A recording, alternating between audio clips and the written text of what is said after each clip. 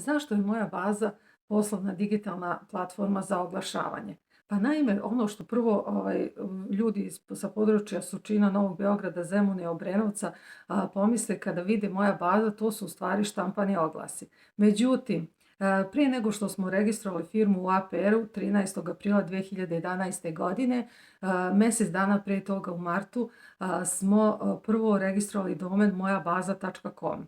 Sada smo vlasnici domena mojabaza.rs. Znači, oduvek smo bili svesni koliko je važno to digitalno poslovanje i koliki je njegov značaj za svakodnevni život ljudi i kakve će on sve perspektive da nudi u budućnosti.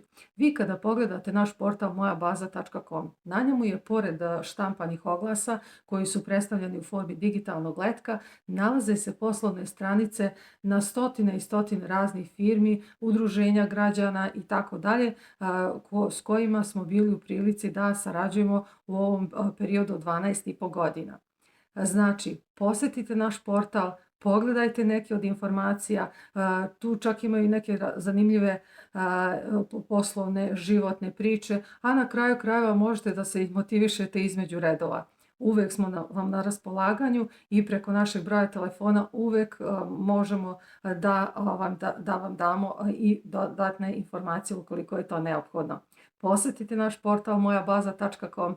Hvala vam na poverenju i vidimo se u narednom videu.